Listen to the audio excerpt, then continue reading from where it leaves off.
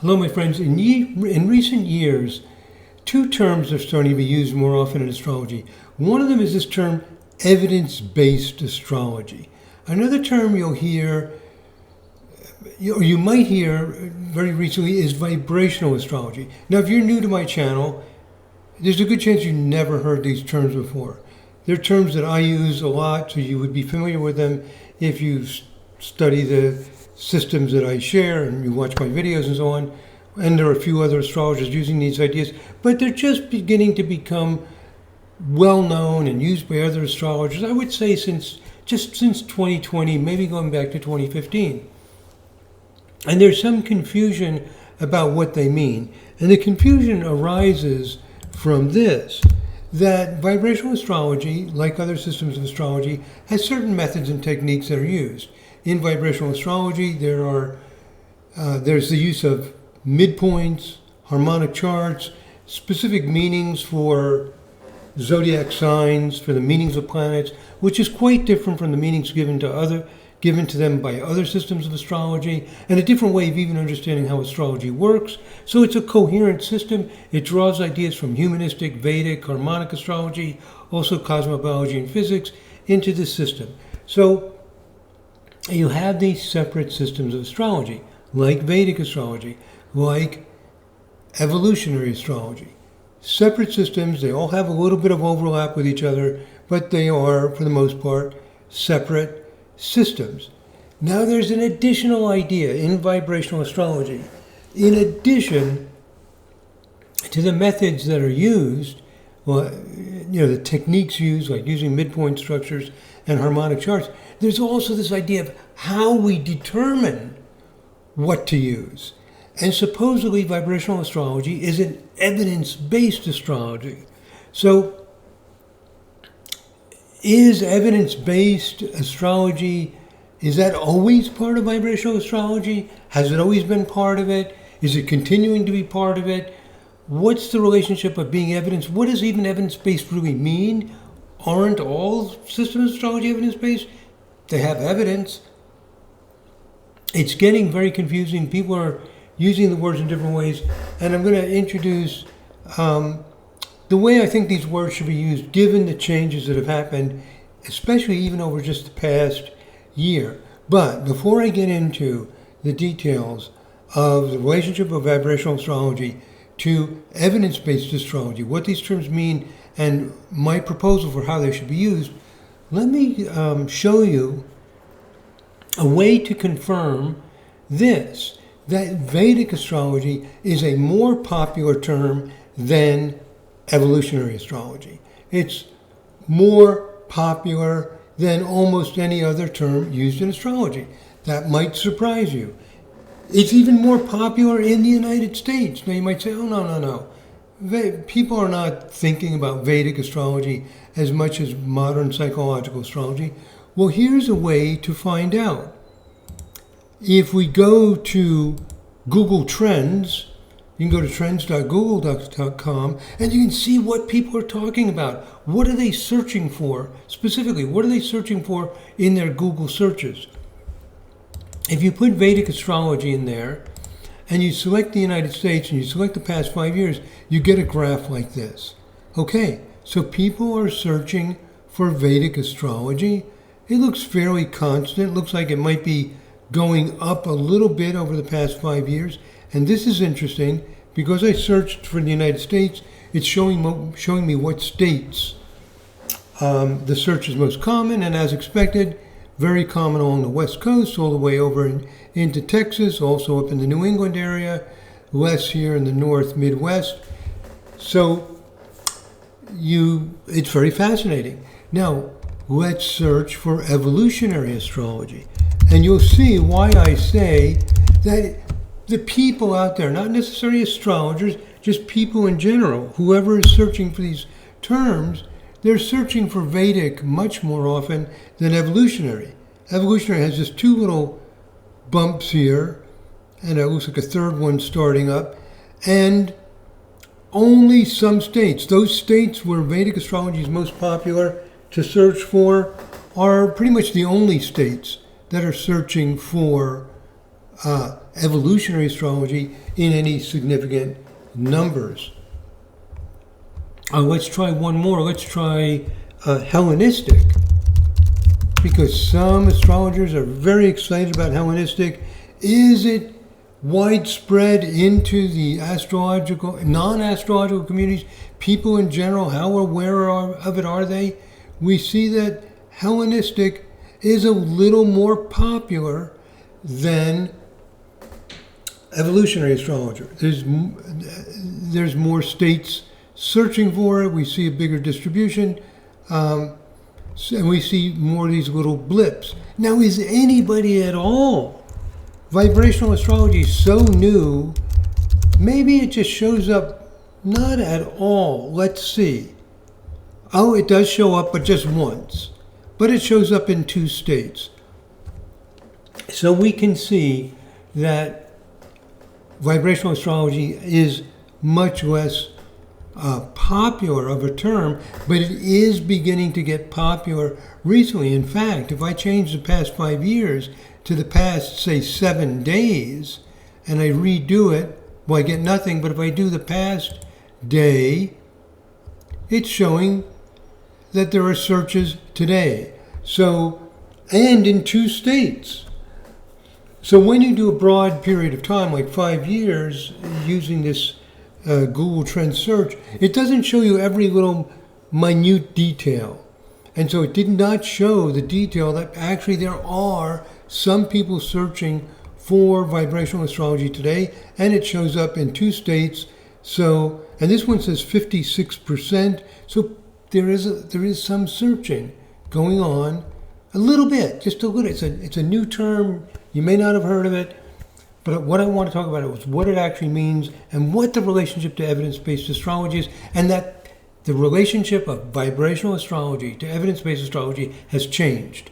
It's changed in just the past 6 months, and I think we need to start using the terms differently from the way we've used them before. Let's see if evidence-based astrology shows up. We might expect that it does not. It sounds like an oxymoron to most people. Like astrology to a lot of people was just a superstition.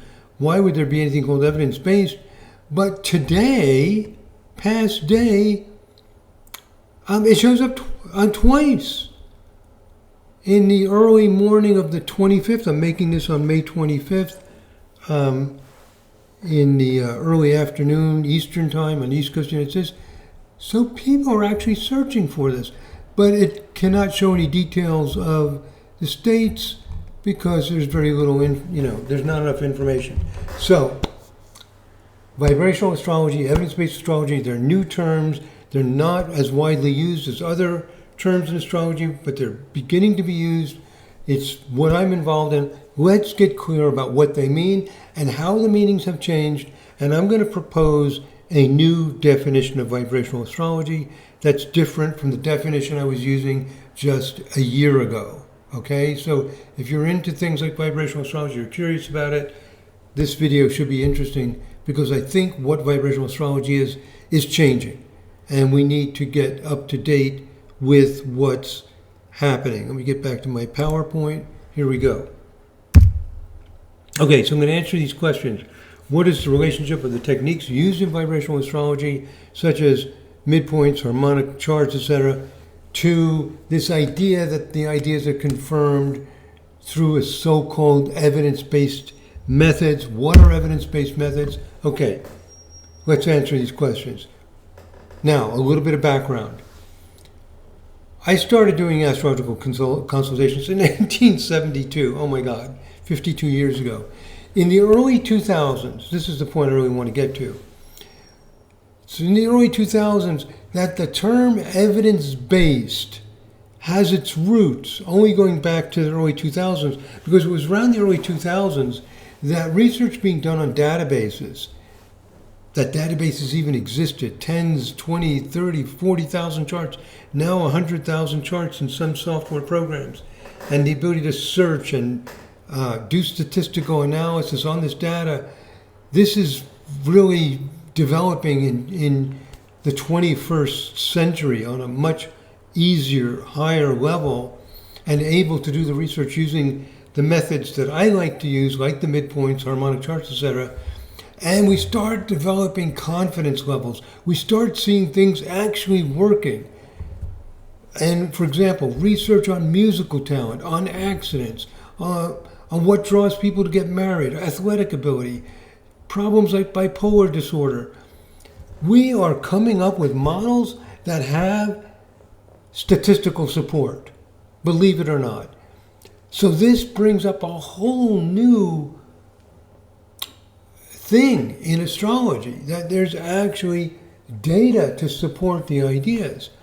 And at the same time that we're starting to get data to support ideas in astrology, other professions are going through a massive change and also now relying more on data, on, you might say, facts and figures. So, for example, in 2005, in the United States, in the field of psychology, a big step was made in becoming a more rigorously evidence-based practice. They developed a task force. They investigated ways to make astrology more evidence-based. So let me show you a website over here. So here's a website at apa.org. That's the American Psychological Association.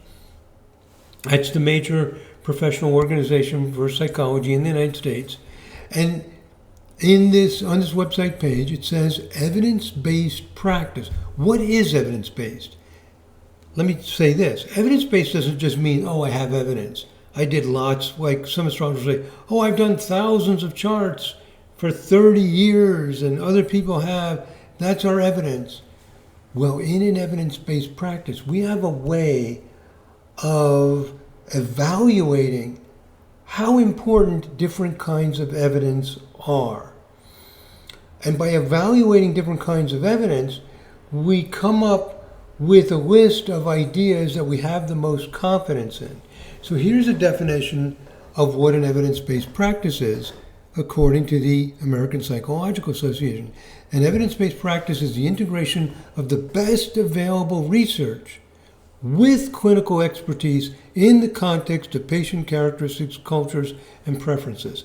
So an evidence-based practice combines research, going through databases, using modern research methods, and then seeing how those research results actually work in practice, and seeing how they work in different kinds of practices within the different cultural contexts.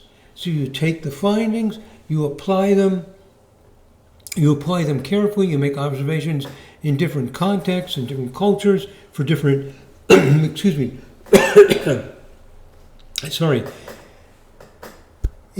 kinds of therapy, and you see what's working.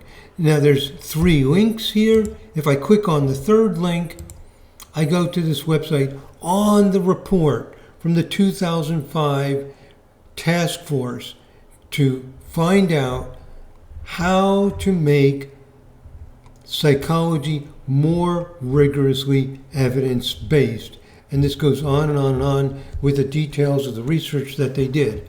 On the next slide, I've got quotes here. Here's a quote that I just read to you. And on this long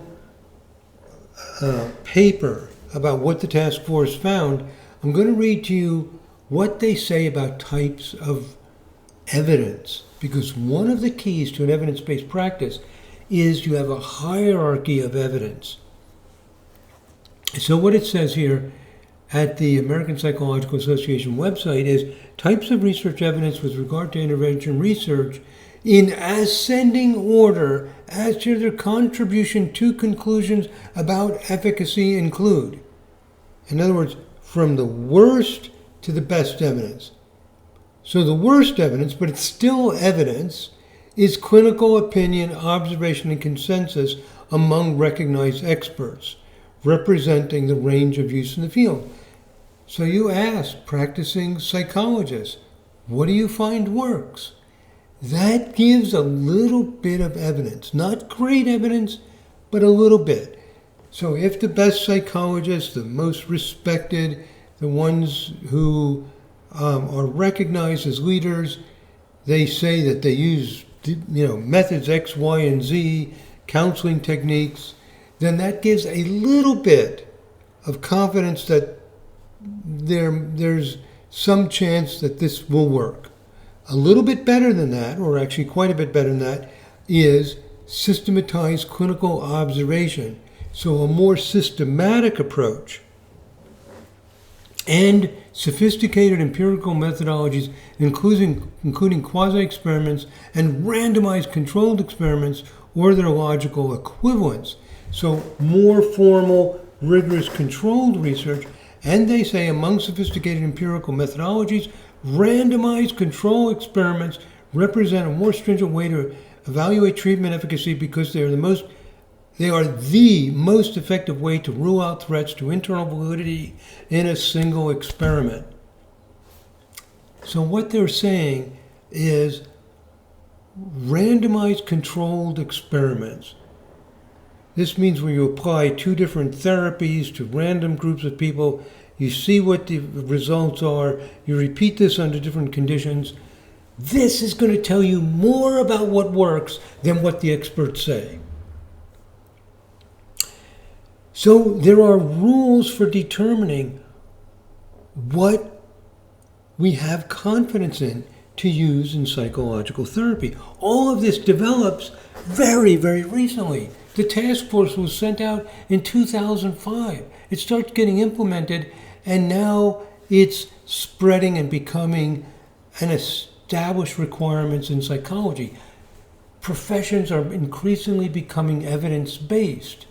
Astrology, of course, has not, but there is a small but rapidly growing movement in astrology that's following exactly what's happening in psychology. It's evidence-based. This is the evidence-based astrology movement. Same thing that happened in psychology, and it happened a little earlier in medicine. The first evidence-based practice was in medicine. And here's some quotes, and I give the website address here. I'll show you the website. Here's the article I'm quoting from the National Library of Medicine, an article on evidence-based medicine. Okay, and I took some quotes from it, back to my PowerPoint. To quote from this website page, evidence-based medicine, EBM, uses a scientific method to organize and apply current data to improve healthcare decisions. Thus, the best available science is combined with healthcare's professional clinical experience and the patient's values to arrive at the best medical decision for the patient. This is exactly what psychology has emulated. They took what happened in medicine, where medicine around the 1990s started to become evidence-based, and what they decided to do in medicine is use research, preferably experiments, when possible. Controlled research studies, take those findings, have the practitioners, the doctors, the nurses, the other healthcare practitioners, use them, report back what happens when they use them, and evaluate how that theory works in actual practice. That's what an evidence-based practice is. It's number one, controlled research. Number two, apply it in real life situations and make sure it's working and see what needs to be adapted for actual real world circumstances. There are 5 main steps for applying EBM to clinical practice. Number one, define a clinically relevant question. What's your question? Your question might be, how do I treat people who have lower back pain? Okay, that's your question. Number two, search for the best evidence. How do you search? Well, on the next slide, I'll show you the criteria. In an evidence-based practice, there are specific research methods that are given more weight. We have more confidence if they're used. We appraise the evidence, we apply the evidence, use it with actual clients, and evaluate the performance. So you do this like statistical research, that kind of thing, sort all that out, and then apply it to clients and see what happens when you use it. That's what an evidence-based practice is. That's what's happened in medicine. That's what's happened in psychology. And that is what's happening in astrology. And on this website page, they give from the highest to the lowest forms of confidence. The highest is meta-analysis of multiple well-conducted and well-designed randomized trials. Same thing that was said in psychology, randomized trials. I'm not going to go into details of exactly what that means. I think you have a rough idea. My point here is there's a hierarchy. If you use this kind of research method and it's a well-designed study, that's going to give us the highest confidence. That's going to allow us to use those methods, have healthcare practitioners use them, apply them, report back. And typically what happens is when the practitioners apply these ideas from research, in general, they tend to work because they've been found to work. And the practitioners will modify the ways in which they should be applied. Considerations about how to make it effective to communicate and apply it in real life situations. Next level is, instead of a meta-analysis of multiple, as if you only have a single well-conducted randomized control trial. So if there are multiple studies and you can do a meta-analysis, means combine all of them, that's the best. Others, you don't have a lot, but at least you have one well-conducted, well-designed randomized controlled research. Next is well-designed and executed non-randomized. Randomized is better, non-randomized is second best.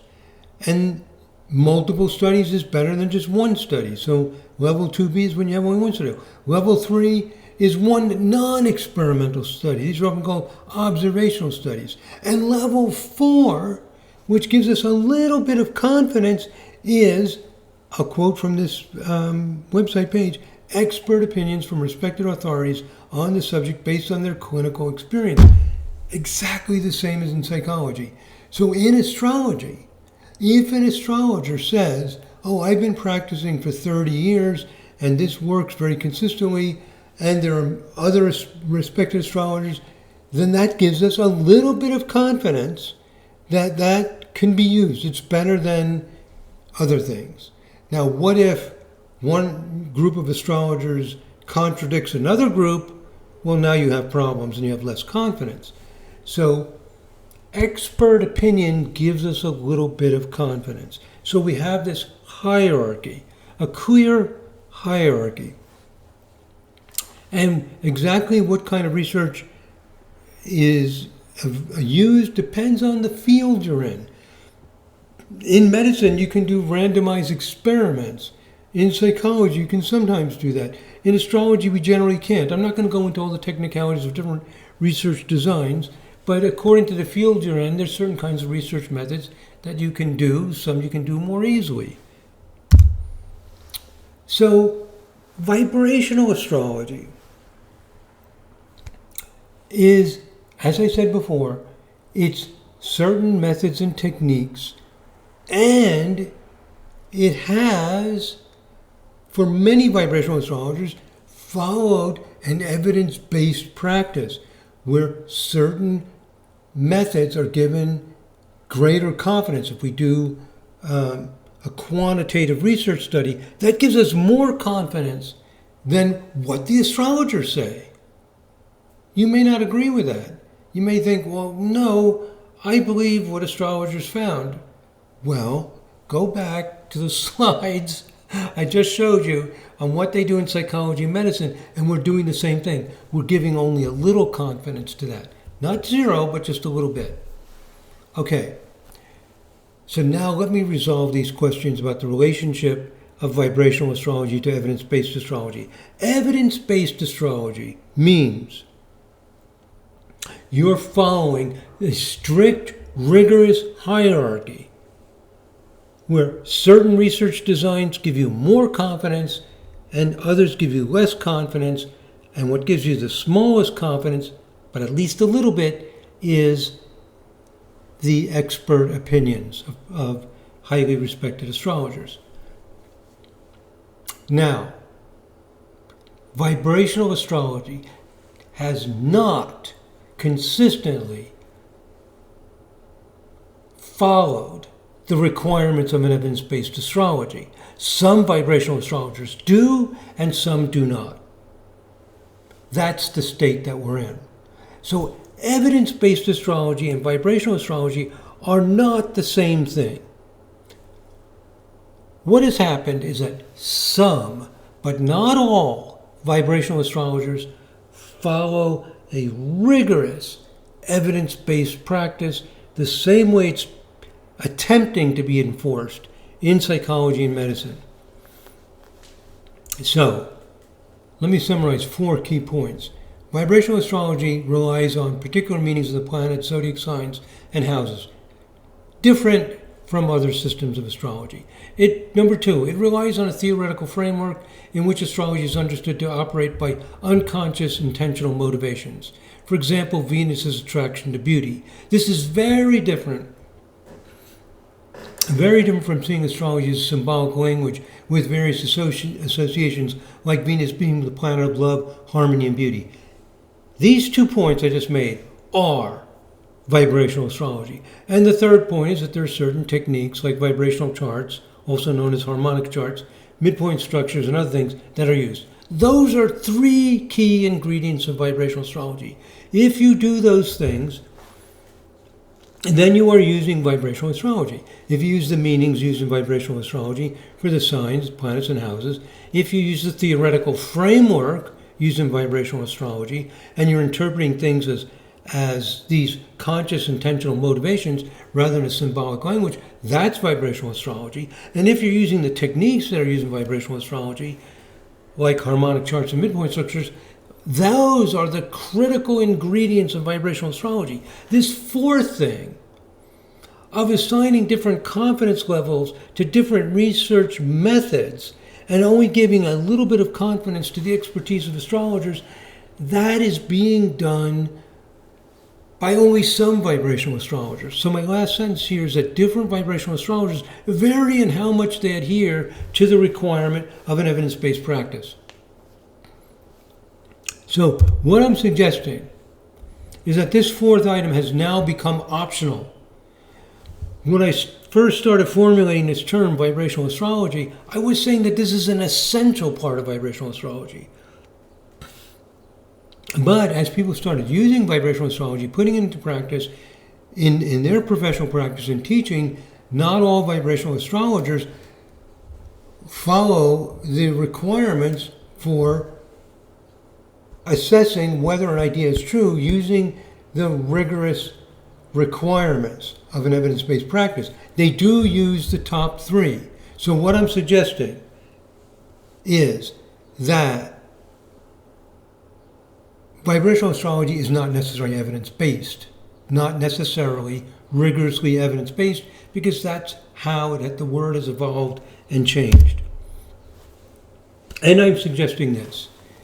If you do vibrational astrology that adheres to the strict requirements for an evidence-based practice, we give it a different name. We call it evidence-based vibrational astrology, or we call it cosmic cybernetics, or we call it vibrational cosmobiology. These are 3 terms for the evidence-based version of vibrational astrology. And remember, evidence-based means you follow these strict requirements completely, not a little bit. If you're doing it a little bit, that's vibrational astrology. So evidence-based vibrational astrology is one form of vibrational astrology. This is just the way the word has gotten developed and used by people. So in the past, I would say that vibrational astrology is techniques and a way to determine what techniques to use, which is an evidence-based practice. But now I'm changing that. I'm suggesting that we change that because the times change. And now people are using the term vibrational astrology, many people, to emphasize just the techniques and not the strict requirements. Okay, so that's what's happening. And also note this. Any form of astrology can be an evidence-based practice. Vedic astrology could become evidence-based. Hellenistic could. They are nowhere even remotely close to being evidence-based. They don't even have very much research at all to form an evidence-based language. we didn't have it in vibrational astrology either until after the year 2000, when the research started giving us very positive results, and more positive results, and more positive results. So, evidence-based astrology can use any forms of astrology. Right now, the only form of evidence-based astrology is vibrational astrology. And if you disagree with that, go back to the slides on the requirements for evidence-based psychology and evidence-based medicine and what gets the highest confidence levels. So, as I said, there are different research methods that are possible in different fields. There are different research methods possible in psychology, from medicine, from astrology. And on this next slide, here are the criteria for astrology. I showed you the criteria for psychology, from lowest to highest. I showed you the criteria for knowing what works in medicine, from highest to lowest. Here is for astrology, highest to lowest. And this will be expanded and refined over time as we start using different research methods. But here's our first draft of it. Number one, what ideas are we confident about? Is Aries pioneering? Is Taurus stubborn? Is the 8th house death? Or is it sex? Or what's going on? Do the rulers work? Should we use Uranus as a ruler of Aquarius? All these questions. Vedic dashas, all planetary strengths, do they work? Can we use them? Have we done a strict hypothesis test to determine it? That involves having a control group, etc. And even better, has it been replicated? This almost never happens. We did do this with bipolar disorder, and it's in the book I wrote about bipolar disorder. We did a strict hypothesis test, and it confirmed it. Number two, next level of confidence. Have we built models with no selection bias and obtained strong p-values and strong effect sizes?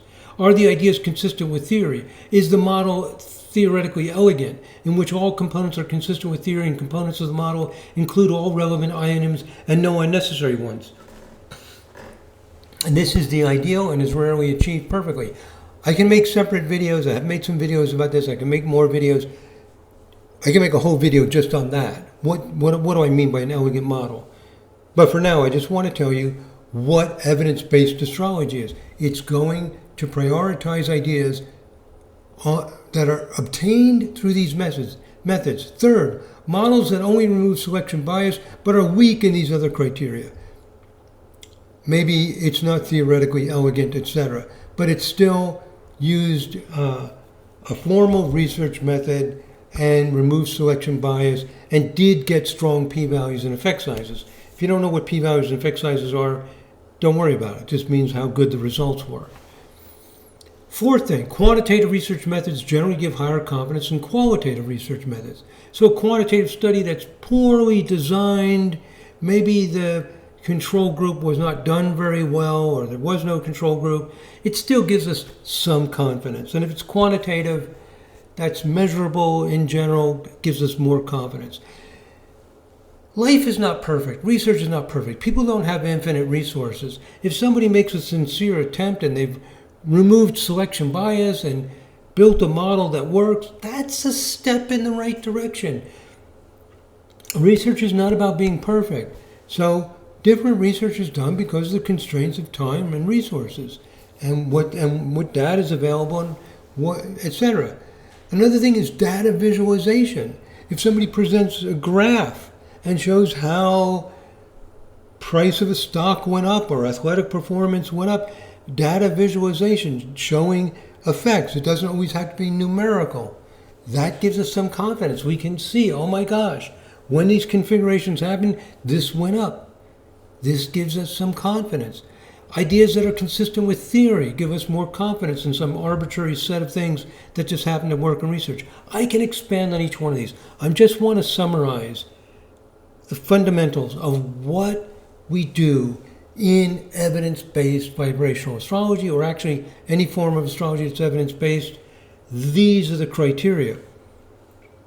Also note that any of the above research methods confirmed in use with clients increases confidence. That's a requirement in psychology and in medicine. The ideas get applied with clients, and the astrologer is finding that the ideas are working, useful, and gives feedback on anything they've noticed about applying the ideas. And then lastly, exactly like psychology and medicine, the expert opinions, and I quoted, this is word for word quote from the previous slide from the on EBM, Evidence-Based Medicine, expert opinions from respected authorities on the subject based on their clinical experience. So if astrologers say that Mars rules Aries and Venus rules Taurus, and thousands of them just use this and they're highly respected, it gives us a little bit of confidence that's true. However, we have to consider the fact that half the astrologers in the world, probably more than half, use the sidereal zodiac because Vedic astrology is so popular. And they use the same rules, but all the planets are different. So when the experts have some ideas that appear to be, some dissonance between the ideas, we need to have discussions between those experts to try to resolve that. In an evidence-based practice, we don't just say, oh, well, I don't know. No, if we can get those experts together and try to resolve this, what's going on, and maybe they can come up with some explanation of how maybe the Vedic works differently or something.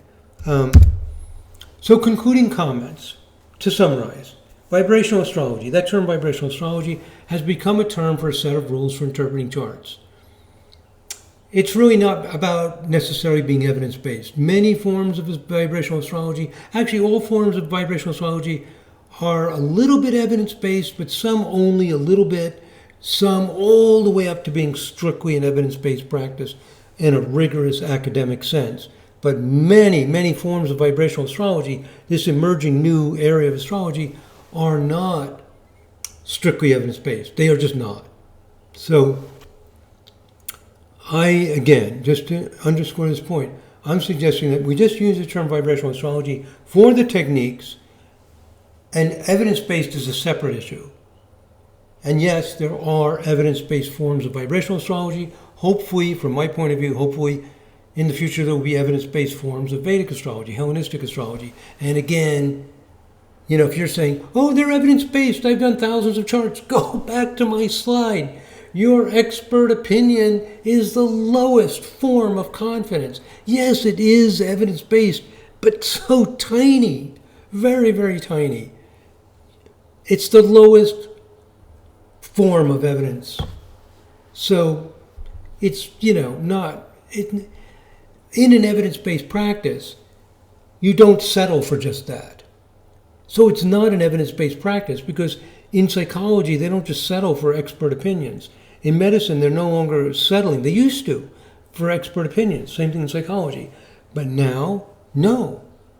You must pursue an understanding of what works using modern research methods and adhere to this. So the other forms of astrology are not evidence-based practices because they're not attempting to go beyond and working hard to go beyond just their personal experiences.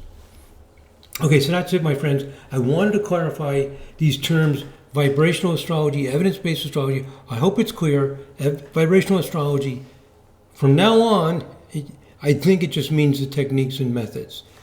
Evidence-based astrology is a separate issue of adhering to the very rigorous requirements of academia. So far, the only people I know who are doing that are some, actually at this point it's a minority of vibrational astrologers who are adhering very much to those strict requirements.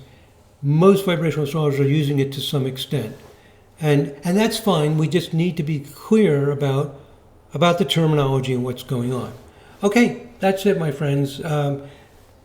Very important because things change over time, and this is a change. If you're interested in vibrational astrology, if you're a practicing vibrational astrologer, this is my recommendation. Leave your comments down below, what you think about this change. Do you agree with me? Does it make sense? The times they are changing, they're always changing. This is what I'm suggesting we need to do. Okay, Thank you very much. If you're a subscriber, thank you, thank you, thank you. You may not realize how much just clicking on subscription helps a YouTube channel. The more subscribers, the more YouTube sends out notifications, recommends the videos, the more energy it gets, and it becomes, it gets more promotion that attracts even more people. Just subscribing doesn't cost you anything. If you've gotten any value from even one of my videos, becoming a subscriber is a huge contribution. I appreciate it so much. I also have a membership, which you pay for, and you can pause this and you can read the 3 ways that you can become a member. And that's if you want to have some personal interaction with me on a regular basis, to ask questions, learn about these new things, etc. So of course that's even more wonderful, but not everybody wants to become a member, obviously. But everybody who's enjoyed a video could at least become a subscriber. I really appreciate it. And there are 2 levels of membership.